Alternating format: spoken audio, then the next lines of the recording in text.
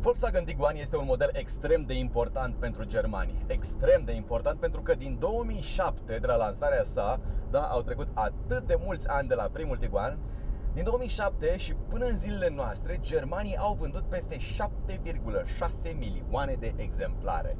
Deci, Tiguanul nu este doar un model important pentru Volkswagen, dar este un jucător important în clasa sa. O clasă atât de mult, să zic, plină de rivali și în același timp plină de posibili cumpărători. Pentru că, hei, cine nu vrea un SUV relativ compact, dar în același timp spațios, așa cum este Tiguanul? Doar că merită să-l iei la 58.000 de euro, pentru că atât costă mașina pe care o conducem astăzi. Inițial ai spune nu, dar ei bine, hai să vedem. Autovid.ro a lansat o nouă platformă pentru cumpărarea de mașini noi de la importatori și dealeri oficiali. Mecanismul e simplu și la îndemână. Practic, ceri oferta de pe telefon și ești sunat în cel mai scurt timp pentru programarea unui test drive.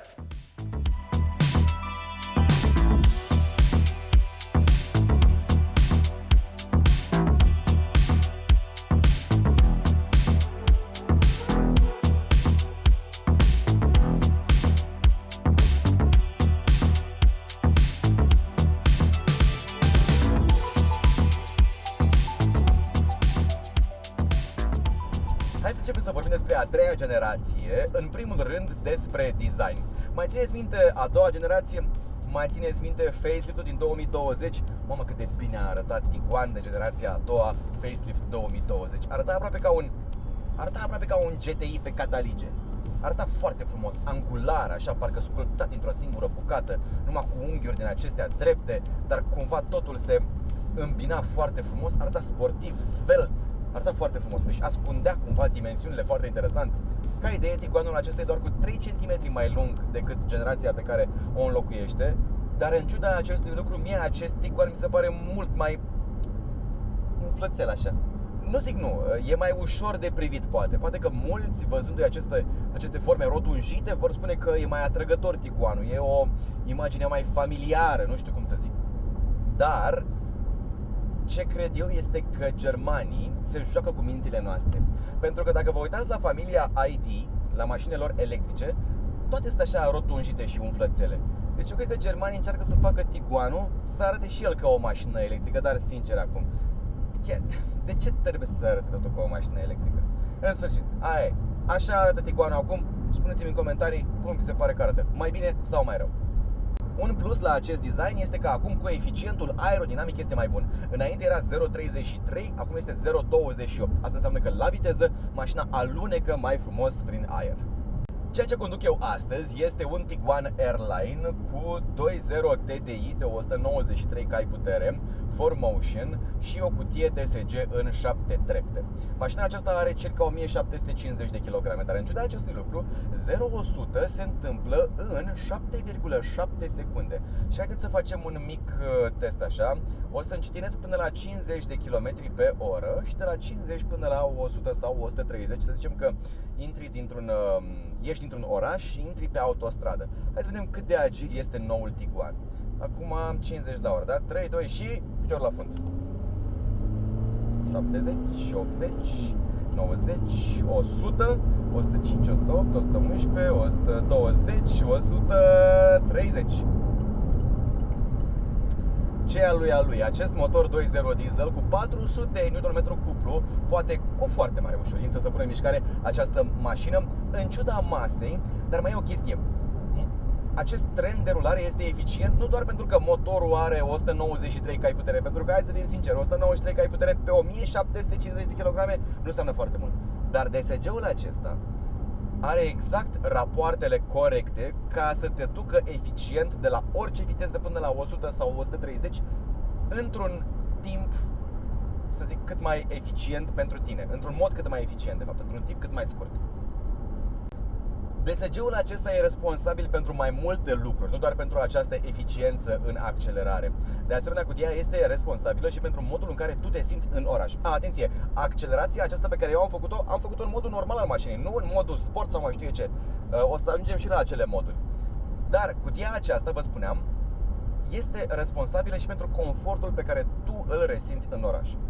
Asta înseamnă că atunci când ești în trafic greu și, nu știu, accelerezi câte puțin, după care iei piciorul de pe frână, după care iar accelerezi, după care pui frâna mai tare, după care accelerezi iar puțin, după care accelerezi mai mult, după care, știți, comportamentul acesta care este complet neintuitiv pentru o cutie, în aceste situații, cutia asta nu smucește, nu-ți provoacă bătăi de cap, nu auzi metal pe metal clâncănind sau mai știu eu ce, totul se mișcă rafinat și asta contează. Și dacă tot vorbim de treaba asta cu cutia, hai să vorbim despre consum. Pentru că DSG-ul are un aport important în consumul sau eficiența consumului de carburant. Eu am mers cu mașina aceasta în mare parte în mediul urban, în trafic foarte greu, din acela de vineri după amiaza din București, bară la bară. Am stat, nu știu ce s-a întâmplat vineri, dar am fost nevoit să stau o zi întreagă pe drumuri, numai în mașină, în această mașină. Am mers un pic și la drum întins pentru că acum suntem în județul Prahova și, având în vedere aceste lucruri, avem aici un martor care ne spune exact consumul. Am pus aici un widget pe ecran. Since long term avem consum de 8,3. Hai să zicem că în oraș 8,5, dar atenție, zic doar în oraș, cu aceu pornit, cu tot ce ai nevoie. Sincer, având în vedere masa mașinii și având în vedere ce poți să faci cu acest Tiguan, mie nu mi se pare rău deloc. Acum nu știu, spuneți-mi voi în comentarii dacă 8,5 vi s-ar părea un consum mare în mediul urban pentru o asemenea mașină. Tiguanul are acum suspensie DCC Pro. Și până acum, în gama VAG, am găsit suspensie DCC, adică suspensie adaptivă, nu pe aer, dar suspensie adaptivă. Acum are suspensie DCC Pro. Asta înseamnă că mașina aceasta poate avea un reglaj și mai fin din punct de vedere al suspensiei. Da, ai mai multe moduri de condus care reglează cât de tari sunt amortizoarele, dar în același timp, dacă pui aici, de exemplu, încerci să-ți setezi un mod, să zicem, individual, ai aici modul individual pe care îl poți seta cum vrei tu, sus aici ai DCC și după cum vedeți puteți seta incremental mai spre confort sau mai spre sport. Adică poți să pui numai aici 2 liniuțe la confort sau 2 liniuțe la sport. Exact cum vrei tu, poți să pui suspensia aceasta. Eu am pus-o la maxim confort, am setat modul individual astfel.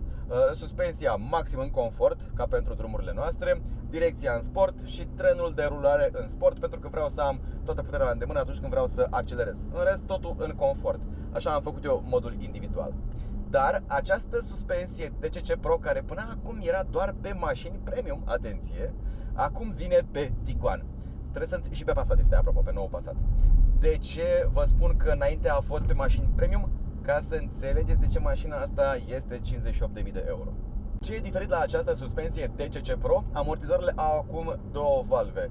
O valvă pentru compresie și încă o valvă pentru revenire. Și pentru că au aceste două valve, ele pot fi mult mai ușor controlate. De aceea există acest control mult mai granular, să zic așa, mult mai incremental. Nu doar 3 presetări, sport, confort și normal, ci poți să setezi exact cum vrei tu suspensia. În confort, vă garantez, mașina e confortabilă. În București poți să treci peste gropi de nivelări sau alte astfel de lucruri inoportune pe care le găsești prin carosabilul din București. Poți să treci cu ușurință, cu viteză mai mare decât alții, adică poți să treci cu 10-20 la oră peste niște linii de tramvai la care alții trec cu treapta întâi.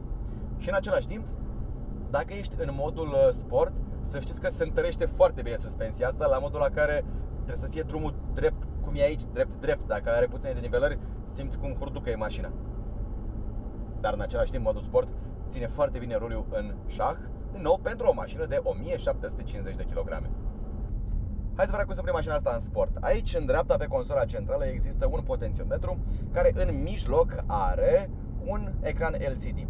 De pe acest potențiometru poți controla volumul, dar dacă apeși o dată pe el, își schimbă funcția și acum poți controla caracteristica principală de condus a mașinii.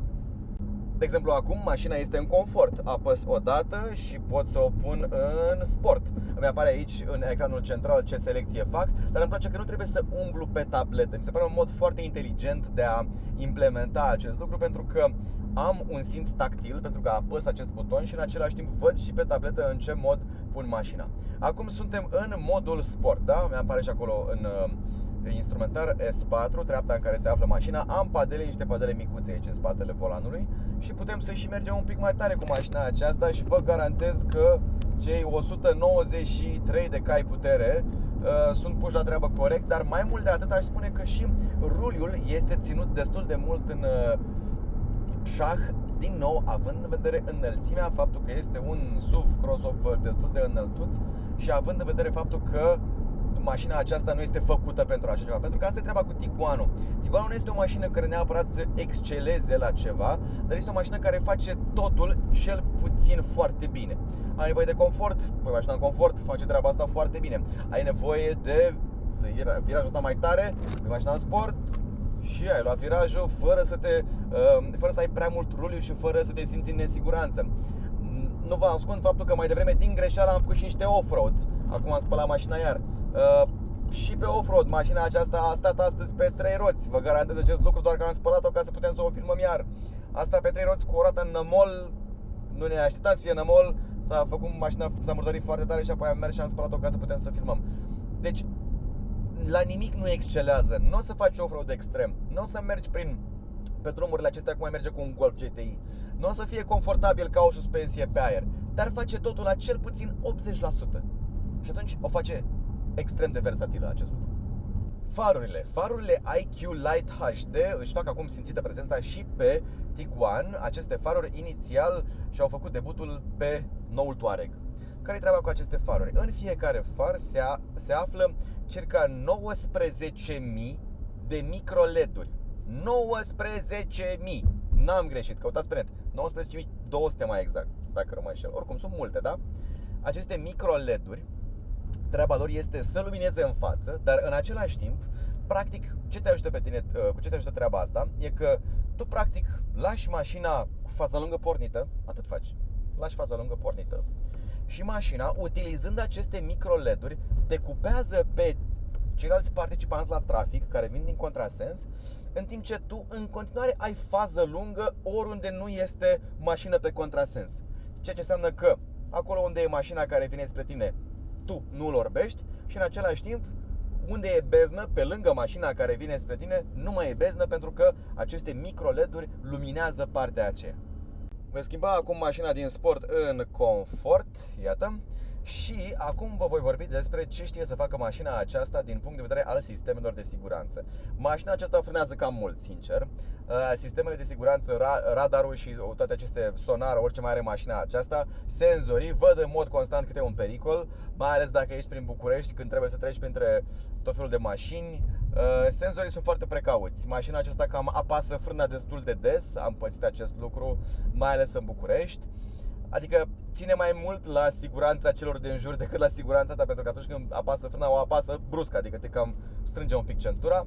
Dar hei, este o mașină sigură, are toată pleiada de sisteme de siguranță de care ai avea nevoie. În același timp ai și acea asistență la coborâre din mașină, dacă ești pe marginea drumului și vrei să cobori din mașină și nu te asiguri, dacă din spate vine cineva, mașina țiuie la tine, ceea ce mi se pare foarte tare, mai ales dacă ai copii nerăbdători pe bancheta spate care vor să coboare, mașina va țiui la ei și poate că asta îi oprește, sau măcar dacă țiuie, tu auzi țiuitura și poți să le interzici tu să coboare. Spațiul este generos. Deși mașina a crescut în lungimea totală cu doar 3 cm, portbagajul a crescut în capacitate cu 37 de litri, având acum 652 de litri. În continuare, e mult spațiu pe bancheta spate. Acolo pe bancheta spate ai o cotieră centrală foarte deșteaptă, care se poate transforma și în suport pentru, care are și suport pentru pahare, dar se poate transforma și în suport pentru telefonul mobil. Dacă, nu știu, copiii care stau acolo, dacă nu vrei ca ei să se plictisească și vrei să le pui niște desene ca să nu te streseze cât tu conduci Tiguanul în sport.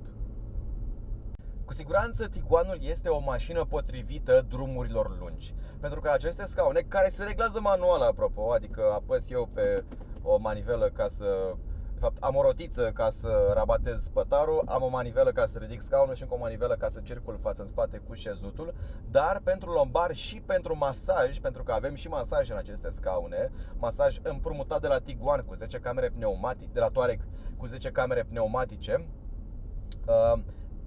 Toate aceste lucruri la oaltă îți oferă confort foarte mare atunci când conduci mașina. Deci cu siguranță cu Tiguanul poți să faci mulți kilometri, la fel cum ai face și cu Touareg-ul, de exemplu.